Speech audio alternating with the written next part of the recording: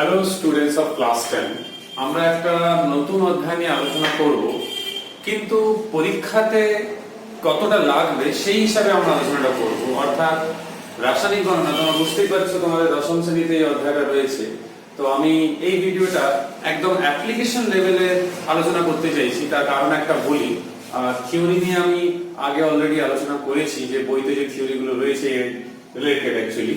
তো অ্যাকচুয়ালি রাসায়নিক গণনা নিয়ে আমাদের মাধ্যমিকে একটা এমসিকিউ আর একটা লং অ্যানসার টাইপ প্রশ্ন 3 মার্কসের এসে থাকে।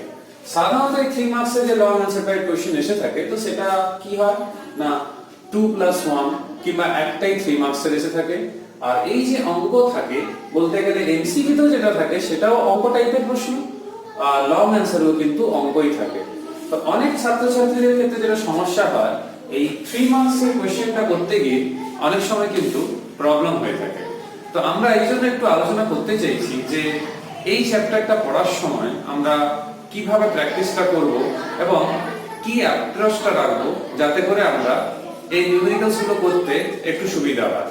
তো সবচেয়ে প্রথমে আমি কয়েকটা পয়েন্ট আউট করছি, আমি কয়েকটা পয়েন্ট লিখেছি, সেই হিসাবে তোমাদের যতটা সহজে তোমরা করতে পারবে, যাতে করে যারা মাধ্যমিক দিতে এখন যাচ্ছ, কয়েক মাস পরই মাধ্যমিক দিতে হবে, তো তাদের জন্য কাজে লাগে।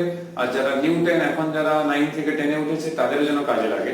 তো এই চ্যাপ্টারে আমাদের যে কোনো রাসায়নিক বিক্রিয়া ক্ষেত্রে আমরা তাকে বোঝানোর জন্য রাসায়নিক সমীকরণের সাহায্য নিই। সেটা তোমরা ক্লাস 8 এও করেছো, ক্লাস 9 এও করেছো। এবার প্রশ্ন হচ্ছে, এই রাসায়নিক বিক্রিয়াগুলোতে ভর সংরক্ষণের যে সূত্র সেটা কিন্তু ইকুয়ালি অ্যাপ্লিকেবল। তার মানে তোমরা নিজেদের যে কোনো টেক্সট বইতেই লক্ষ্য করে দেখবে একদম পরিষ্কার লেখা থাকে যে যে কোনো রাসায়নিক বিক্রিয়া বিক্রিয়ক যারা আর বিক্রিয়াত পদার্থ যারা, অর্থাৎ বিক্রিয়াতে যারা যারা অংশগ্রহণ করেছে, তো তাদের অর্থাৎ রাসায়নিক বিক্রিয়ার পূর্বে বিক্রিয়কের যে মোট ভর, মানে বাম দিকে যাদেরকে আমরা লিখি রাসায়নিক সমীকরণে তার মোট ভর, আর ডান দিকে যারা থাকে অর্থাৎ বিক্রিয়াজাত পদার্থ, সেই মোট ভর কিন্তু কোনোভাবেই কিন্তু পরিবর্তন হবে না, এটা কিন্তু সেম থাকবে। তাহলে আমি এখানে যেটা বলতে চাইছি, যেটা বইতে দেখবে ভর বা ওজনও লেখা রয়েছে, তো এটা কিন্তু সমান থাকতেই হবে। মানে একটা উদাহরণ দিই, যদি কোনো বিক্রিয়াতে A+B অংশগ্রহণ করে C+D দিয়ে থাকে, তার মানে এই A+B এর যে মোট ভর বা ওজন সেটা অবশ্যই যেন C+D এর মোট ভর বা ওজনে সমান যেন হয়। তো এটা তোমাদের টেক্সট বইতে রয়েছে, তো এটা একটু মাথায় রাখতে হবে, কারণ অঙ্ক করার সময় আমরা এই জিনিসটাকে কাজে লাগাবো। তো থিওরি যতটা ভালো করে পড়ার দরকার রয়েছে, তার থেকে অ্যাপ্লিকেশন লেভেলটাকে বেশি ভালো করে দরকার রয়েছে, কারণ পরীক্ষাতে যেহেতু অঙ্ক বেশি আসে। তো অবশ্যই থিওরি ভালো করে পড়বে, কিন্তু বেশিরভাগই আগে পড়া রয়েছে, জাস্ট দু একটা নতুন জিনিস রয়েছে। এবারে প্রশ্ন হচ্ছে, যখন আমরা গণনা করি, যেহেতু চ্যাপ্টারের নাম হচ্ছে রাসায়নিক গণনা, তো যখন আমরা গণনা করব, তো গণনা করার সময় কিসের উপর গণনাটা করে থাকি? না দেখো, গণনাটা দু রকমের আমরা করে থাকি। একটা কি না ওজন সংক্রান্ত কিন্তু গণনাটা করে থাকি, অর্থাৎ আমি বলতে চাইছি ওজন ভিত্তিক গণনা, মানে দুদিকের ওজন দুদিকের ভর দেখে, আবার মোল সংখ্যা নিয়েও কিন্তু করতে পারি। তো এই জন্য তোমাদের বইতেও লক্ষ্য করে দেখবে একটা কথা বলা থাকে যে ভর ভর বা মোল মোল গণনা, ভর বা মোল আয়তন সংক্রান্ত গাণিতিক সমস্যা। তো বিভিন্ন রকমের গাণিতিক সমস্যাগুলো পরীক্ষাতে এসে থাকে। তো এবার প্রবলেম হচ্ছে কি, 3 মার্কসের প্রবলেম করতে গিয়ে পরীক্ষাতে কিছু ছেলেমেয়েদের প্রবলেম হয়ে থাকে। তো আমি এখানে কয়েকটা জিনিস সাজেস্ট করতে চাইছি আমি নিয়মগুলো বলার আগে, যে তোমাদের যেটা কাজ করতে হবে সেটা হচ্ছে, যে কোনো টেক্সট বই কিংবা যে কোনো সহায়িকা ধরে কয়েকটা অঙ্ক করে দিলাম তাতে কিন্তু হবে না। তোমাদের কাজ করতে হবে, তোমরা পূর্ববর্তী শ্রেণীগুলোতে যে বিভিন্ন বিক্রিয়াগুলো পড়েছো, সে ধাতুর অধাতুর কিংবা যেরকমই হোক না কেন, সেই বিক্রিয়াগুলো যেন ঠিকঠাক লিখতে পারো, সমতা বিধান করা কিংবা ব্যালেন্স করাটা যেন নির্ভুল হয়, কোনো ত্রুটি না থাকে, কারণ ব্যালেন্স না করতে পারলে তোমরা ওই নিয়মটা প্রয়োগই করতে পারবে না। তাহলে সেই জিনিসটা মাথায় রাখতে হবে। তাহলে উভয় পক্ষের বিক্রিয়ার উভয় পক্ষের পরমাণু সংখ্যা যেন একই হয়। তো একটা উদাহরণ দিই, ধরো ক্যালসিয়াম কার্বনেটে কোনো একটা বিক্রিয়া দেখছি, বিক্রিয়ার ফলে কিছু পাওয়া গেছে। তো সেই ক্যালসিয়াম কার্বনেট যার সঙ্গে বিক্রিয়া করেছে, ধরো লঘু HCl এর সঙ্গে, তাহলে কতগুলো হাইড্রোজেন, কতগুলো ক্লোরিন, কতগুলো ক্যালসিয়াম, কতগুলো কার্বন আর কতগুলো অক্সিজেনের পরমাণু রয়েছে লেফট হ্যান্ড সাইডে, রাইট হ্যান্ড সাইডের জন্য ততগুলো থাকে। অবশ্যই সমতা বিধান করার পর এটা যেন থাকে, না হলে ঐকিক নিয়ম প্রয়োগ করার কোনো লাভ কিন্তু হবে না। এটা মাথায় রাখতে হবে। আমি কয়েকটা পয়েন্ট আউট করেছি, তোমাদের আমি এক একটা পয়েন্ট বলে একটু বলার কিংবা বোঝানোর চেষ্টা করি। যখন আমরা মোল মোল সংক্রান্ত গণনাগুলো করব তখন কি করব? ধরো আমরা কোনো একটা অঙ্ক করছি, সেই অঙ্কতে আমরা মোল মোল সংক্রান্ত অঙ্ক করতে চাইছি।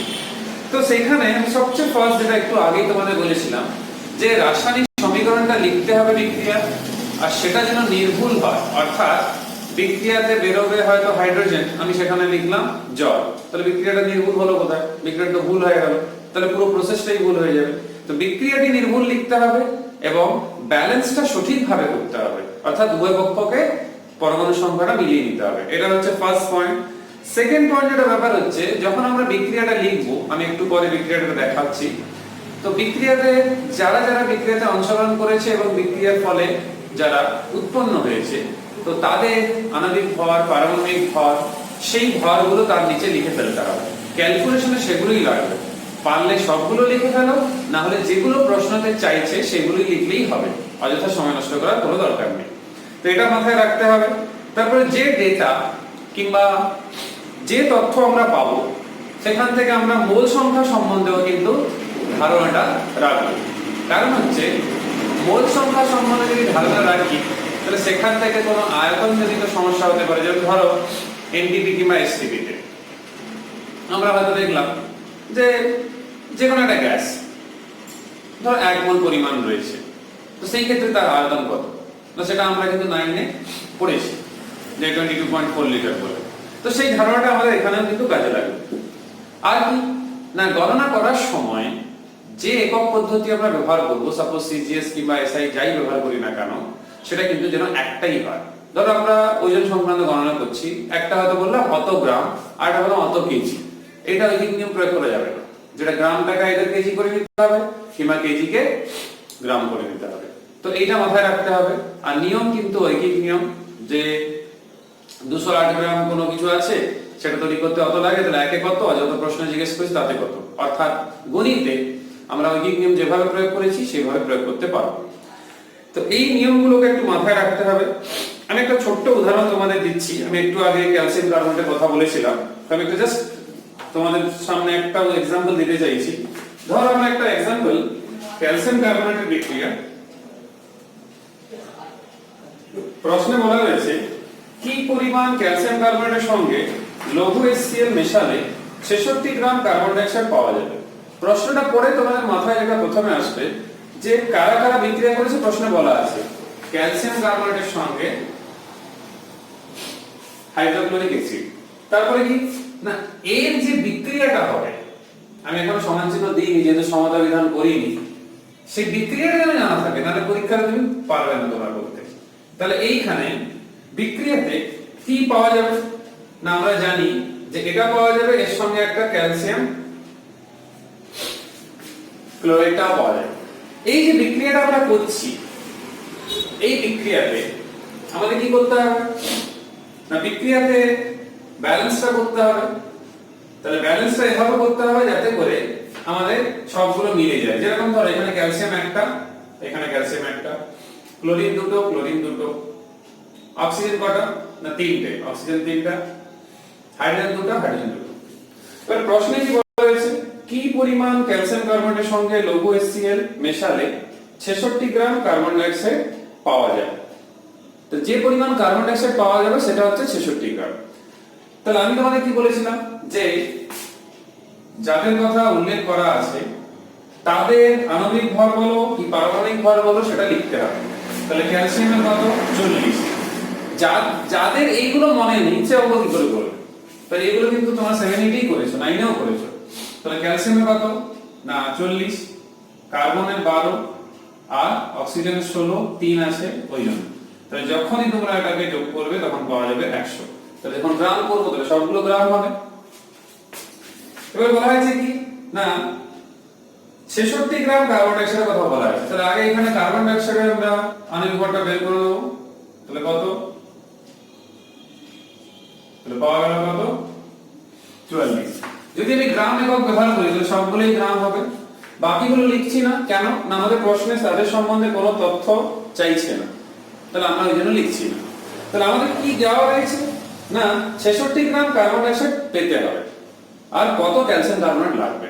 তো এখানে প্রথমে দেখতে হবে যে নরমালি কত কার্বন ডাই অক্সাইড পাওয়া যায় কত ক্যালসিয়াম কার্বনেট থেকে।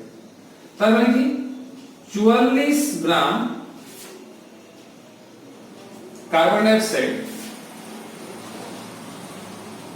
পেতে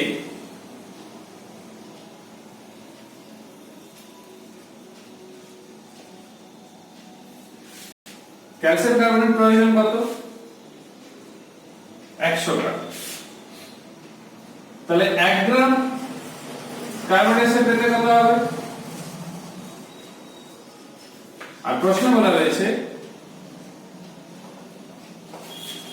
যেরকম ঐকিক নিয়ম করো, আমি এটাতে আর ক্যালকুলেশনে যেতে দিচ্ছি না কারণ সবাই তোমরা পারবে।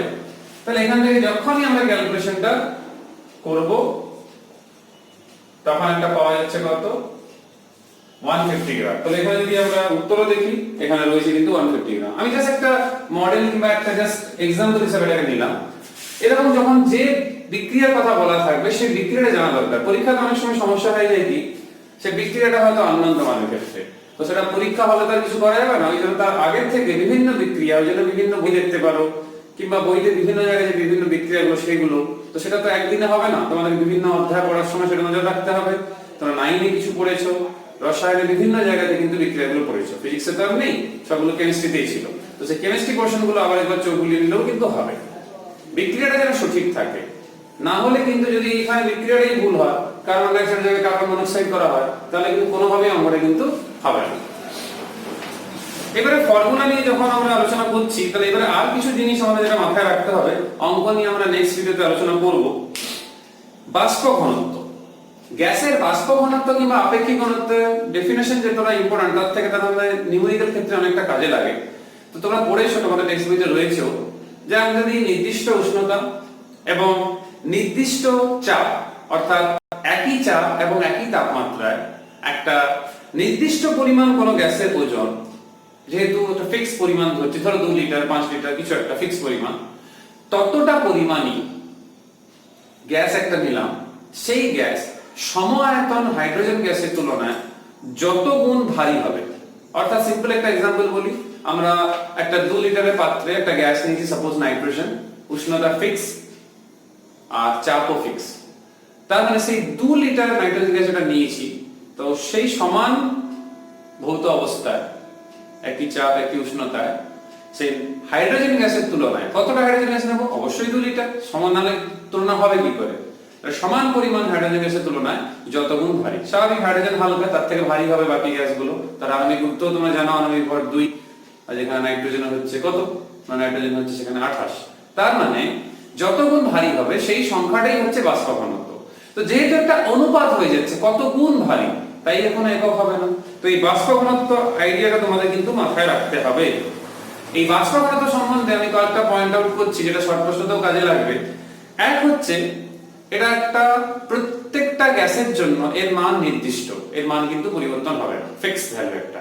নাইট্রোজেন তার জন্য একটা, কার্বন ডাই অক্সাইড তার জন্য একটা। সেকেন্ডলি, যেটা একটু আগেই আমি বলছিলাম যে কোনো একক নেই, যেহেতু একটা তুলনামূলক সংখ্যা কত গুণ ভারী। আর কি না, কোনো গ্যাসের বাষ্প ঘনত্ব, চাপ, উষ্ণতা এদের উপর কিন্তু নির্ভর করে না। তার মানে এটা ফিক্সড ভ্যালুই তোমরা পাবে, মানটা কিন্তু পরিবর্তন হবে না। এগুলো একটু মাথায় রাখতে হবে। আর আরেকটা জিনিস আমাদের মাথায় রাখতে হবে, হাইড্রোজেন গ্যাসের যে প্রমাণ ঘনত্ব, তোমার ভাববে প্রমাণ ঘনত্ব কি না, আমরা ধরো কোন একটা গ্যাসে গ্রামে যদি প্রকাশিত করি তার ভর, যেরকম ধরো আমাদের কোন অবস্থায় প্রকাশিত করব না, সে প্রকাশিতটা আমরা করব এসটিডি তে, স্ট্যান্ডার্ড টেম্পারেচার আর প্রেসারে যদি আমরা প্রকাশিত করি কোন গ্যাসের ভরকে, কতটা পরিমাণ গ্যাসের ভর নেব না তার আয়তন যেন হয় 1 লিটার, 22.4 লিটার নয় কিন্তু 1 লিটার। তার মানে প্রমাণ চাপ এবং উষ্ণতায় 1 লিটার কোন গ্যাসের ভরকে যদি গ্রাম এককে প্রকাশ করা হয় তখন তাকে আমরা বলে থাকি তার প্রমাণ ঘনত্ব। যেরকম ধরো আমি ছোট্ট একটা উদাহরণ দিচ্ছি, হাইড্রোজেনের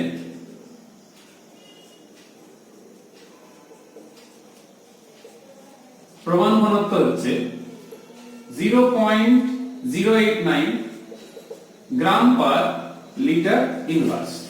এই যে ভ্যালুটা রয়েছে হাইড্রোজেনের প্রমাণ ঘনত্ব, এটা তো এই ভ্যালুটা হচ্ছে হাইড্রোজেনের জন্য। তো এর মানে এটা না বাকি গ্যাসের ক্ষেত্রে তাই হবে, বাকি গ্যাসের ক্ষেত্রে আলাদা হবে। তো তোমাদের কি মাথায় রাখতে হবে না হাইড্রোজেনের প্রমাণ ঘনত্ব এই ভ্যালুটা, আর ডেফিনেশনটা মাথায় রাখলে কি না এসটিপি তে কোন গ্যাসে 1 লিটার পরিমাণ সেই গ্যাসে ভরকে যদি আমরা গ্রাম এককে প্রকাশ করি, আর পার লিটার অবশ্যই 1 লিটারের জন্য বলা হচ্ছে, তখন তাকে আমরা বলবো সেই গ্যাসের প্রমাণ ঘনত্ব। তো এটা মাথায় রাখতে হবে। আমাদের অঙ্ক করার সময় এই প্রমাণ ঘনত্ব আর বাষ্প ঘনত্ব এটা কিন্তু আমাদের একটা কানেক্টিং একটা সম্পর্ক রয়েছে, সেই সম্পর্কটা কিন্তু অঙ্ক করার সময় কাজে লাগবে। সেটা হচ্ছে এই প্রমাণ ঘনত্ব ও বাষ্প ঘনত্বের মধ্যে সম্পর্ক, এটা কিন্তু খুবই গুরুত্বপূর্ণ। তো এটা আমরা কিভাবে করব না মনে রাখতে হবে তোমাদের কোন গ্যাসের প্রমাণ ঘনত্ব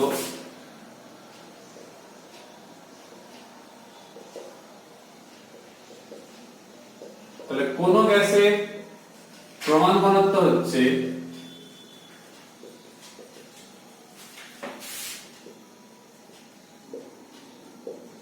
হাইড্রোজেনের প্রমাণ ঘনত্ব, যেটা এখনই আমরা লিখেছি এখানে, এই ফর্মুলাটা আমাদের খুবই কাজে লাগবে, ইনটু যে গ্যাসটা আমরা নিচ্ছি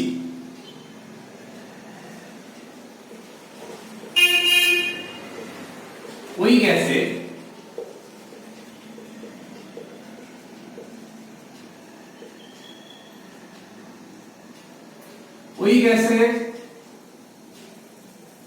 বাষ্প ঘনত্ব, কিছু একটা মান থাকবে তার বাষ্প ঘনত্ব। তাহলে মনে রাখবে এটা কোন গ্যাসের প্রমাণ ঘনত্ব সমান হাইড্রোজেন গ্যাসের প্রমাণ ঘনত্ব গুণিতক ওই গ্যাসের বাষ্প ঘনত্ব। তো যেহেতু হাইড্রোজেনের প্রমাণ ঘনত্ব আমাদের মনে রাখতেই বলেছি, তাহলে সরাসরি তোমরা এটা এখানে ইনক্লুড করে দিতে পারবে 0.089 গ্রাম পার লিটার, তার সঙ্গে গুণ করলেই প্রমাণ ঘনত্ব পাওয়া যাবে। তাহলে যে এমসিকিউ কিংবা শর্ট প্রশ্নগুলো থাকে কিংবা কোনো অঙ্ক করার সময় প্রমাণ ঘনত্বটা লাগছে, তোমরা কি করবে গ্যাসের বাষ্প ঘনত্ব কিছু দেওয়া থাকবে সেখানে বের করে নেবে, অথবা গ্যাসের প্রমাণ ঘনত্ব দেওয়া থাকবে বাষ্প ঘনত্ব লাগবে, এই ফর্মুলাটা ইউজ করে তোমরা কিন্তু করে নিতে পারো। এই ক্ষেত্রেও তোমরা দেখতেই পাচ্ছ যে এই যে প্রমাণ ঘনত্ব বাষ্প ঘনত্ব যদি আমরা একটু লক্ষ্য করে দেখি, এই ক্ষেত্রেও কিন্তু অনুপাত কিন্তু একটা থাকছে। এই জন্য অনেক সময় আমরা বলি কি কোন গ্যাসের আপেক্ষিক বাষ্প ঘনত্ব, কেন আপেক্ষিক না সেটা বুঝতেই পারছো। আপেক্ষিক বাষ্প ঘনত্ব এই কারণে না হাইড্রোজেন গ্যাসের প্রমাণ ঘনত্বকে ভাগ করলেই সেই গ্যাসের বাষ্প ঘনত্ব আমরা পাচ্ছি, ওই জন্যকে আপেক্ষিক কিংবা রিলেটিভ ভেপার ডেনসিটিও বলা হয়। এটাও মাথায় রাখতে হবে। এছাড়া তোমাদের যেটা মাথায় রাখতে হবে সেটা খুবই গুরুত্বপূর্ণ আরেকটা, সেটা হচ্ছে এই ফর্মুলাটা m = 2d, অ্যাকচুয়ালি 2 নয় 2 পয়েন্ট একটা ভ্যালু হয়, সেটা হচ্ছে এই 2টা অ্যাকচুয়ালি 2.016, কিন্তু আমরা ওই 2টাই না হয় 0.016 টাকে উপেক্ষা করা হয়। এটা হচ্ছে কি না এই ফর্মুলা দিয়ে আমরা অনেকগুলো শর্ট প্রশ্ন এবং লং প্রশ্ন তো এর প্রয়োগ রয়েছে। সেটা হচ্ছে m হচ্ছে কি না সেই গ্যাসটা, যে গ্যাসকে আমরা নিয়েছি তার আণবিক ভর, অর্থাৎ আমরা তাকে বলি মলিকুলার মাস। তাহলে আণবিক ভর আর d হচ্ছে বাষ্প ঘনত্ব। তো বাষ্প ঘনত্ব দেওয়া আছে, আণবিক ভর বের করতে পারবো এখান থেকে, কিংবা আণবিক ভর দেওয়া আছে সেখান থেকে বাষ্প ঘনত্ব আমরা বের করতে পারবো। তো এই ফর্মুলা তোমাদের বইতেও রয়েছে, এটাও তোমাদের একটু মাথায় রাখতে হবে। আর কি না যখন এই ভর বা মোল সংখ্যা এবং আয়তন সংক্রান্ত গণনা করব, তখন তোমাদের কয়েকটা জিনিস একটু মাথায় রাখতে হবে যে এসসিপি তে 1 মোল পরিমাণ যে কোনো গ্যাসের আয়তন 22.4 লিটার। এটা ক্লাস 9 এ পড়েছো, শুধু মনে করাচ্ছি অঙ্ক করার সময় যেন প্রয়োগ করতে পারো। এছাড়া যদি গ্যাসীয় পদার্থের আয়তন এসটিপি তে যদি দেওয়া না থাকে, তখন অঙ্ক করার সময় তোমরা কি করবে না এই P1 V1 T1 P2 V2/T2 যেটা হচ্ছে বয়েল এবং চার্লসের সূত্রের সম্মিলিত যেটা রূপ, এই সমীকরণ লাগাবে যেখানে এসটিপি কথা উল্লেখ করা নেই, সেই ক্ষেত্রে আমাদেরকে বের করতে হবে। নেক্সট কি না, এসটিপি তে 1 লিটার হাইড্রোজেন গ্যাসের ভর, এটা নিয়ে আমরা আলোচনা এখনই করেছি, যেটা গ্যাসের হাইড্রোজেন গ্যাসের প্রমাণ ঘনত্ব সেটাই 1 লিটার। যেহেতু আমি বলেছিলাম যে 1 লিটার কোন গ্যাসের ভর গ্রাম এককে, তো যেহেতু হাইড্রোজেনের কথা বলা হয়েছে এই মানটা সবাইকে মুখস্থ কিংবা মনে রাখতে হবে, অঙ্ক করতে সাহায্য হবে। নেক্সট কি না, গ্যাসের আণবিক ভর বা আণবিক ওজন, যেটা আমি এখানে এক্ষুনি বলেছিলাম যে আণবিক ভর বা ওজন, সেটা কি না 2D, অর্থাৎ গ্যাসের বাষ্প ঘনত্ব। এই ফর্মুলাটা আমাদের কিন্তু খুবই গুরুত্বপূর্ণ, অঙ্কতে কিন্তু কাজে লাগে। তাহলে গ্যাসের আণবিক ভর বা ওজন সমান হচ্ছে 2 ইনটু বাষ্প ঘনত্ব, এই ফর্মুলাটা কিন্তু মনে রাখবে। এছাড়া যখনই অঙ্ক করবে তোমরা বিক্রিয়াটাকে ব্যালেন্স করতে হবে, সেটা আমি ভিডিওর শুরুতেই বলেছিলাম, ব্যালেন্স করে অঙ্কগুলো কিন্তু করতে হবে। তো আমরা যেহেতু এই চ্যাপ্টারে আমি তোমাদের বলেইছি যে অনেক টাইপেরই অঙ্ক হয়, যতগুলোই করানো হোক না কেন, যদি 50টাও করানো হয় তাহলেও কমন পাওয়ার কিন্তু সেরকম সম্ভাবনা নাও হতে পারে, হতেও পারে বা নাও হতে পারে।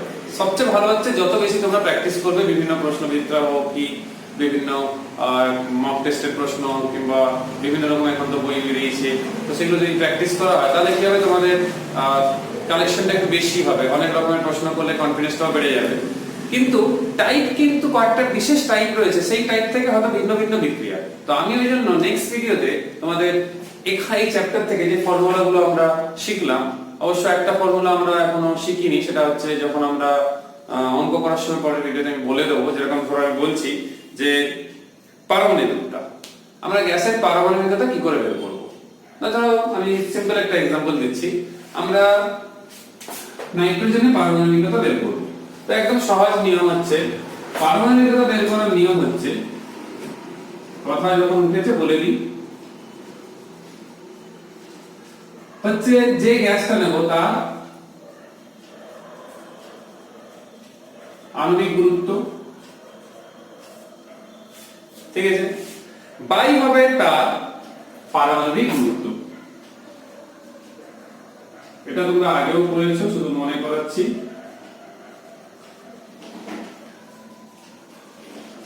এই যে ফর্মুলা, এটা তোমরা আগেও প্রয়োগ করেছো। ধরো নাইট্রোজেন, তার আণবিক গুরুত্ব আমরা জানি 28, আর তার পারমাণবিক গুরুত্ব হচ্ছে 14, তার মানে তার পারমাণবিকতা হচ্ছে 2। এটা আমরা আগেও কিন্তু পড়েছি। তারপরে কি করব, যখন কোন অঙ্কতে পারমাণবিকতা বের করতে হবে, তার আণবিক গুরুত্ব সেটা অবশ্য মনে রাখতে হবে, সেখানে তো দেওয়া থাকবে না হয়তো, আর সেখান থেকে পারমাণবিক গুরুত্ব দিয়ে সেটা ভাগ করে দিতে হবে, ভাগ করলে পাওয়া যাবে। ডেফিনেটলি এর কোনো একক নেই, এটা শুধুমাত্র একটা সংখ্যা, তো এটা একটু মাথায় রাখতে হবে।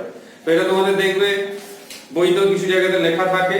তো ফর্মুলা নিয়ে আর মোটামুটি থিওরি যতটা শর্টের মধ্যে আলোচনা করা যায়, আমরা কয়েকটা অঙ্ক মানে ডিফারেন্ট টাইপের এক একটা অঙ্ক তোমাদেরকে যদি শিখিয়ে দেওয়া হয়, একটু আলোচনা করে দেওয়া হয়, তোমরা সেগুলো কিন্তু অন্য অঙ্কের ক্ষেত্রে সেই গাইডলাইনটা কিন্তু প্রয়োগ করতে পারবে। তো সেটা আমরা নেক্সট ভিডিওতে করব। সবাই সুস্থ থাকবে, ভালো থাকবে, নিজের টেক্সট বইটা ভালো করে এবারে পড়ে নাও। আমরা নেক্সট ভিডিওতে অঙ্ক করব, সেই অঙ্কগুলো দেখে বুঝে তারপরে তোমরা বিভিন্ন বইয়ের অঙ্কগুলো কষবে, দেখবে অবশ্যই অনেকগুলোই কিংবা বেশিরভাগ অঙ্কই তোমরা কিন্তু পেরে যাবে। সবাই সুস্থ থাকবে, পরের ভিডিওতে আবার তোমাদের সঙ্গে দেখা হবে নিউমেরিক্যালস নিয়ে। Till then, by.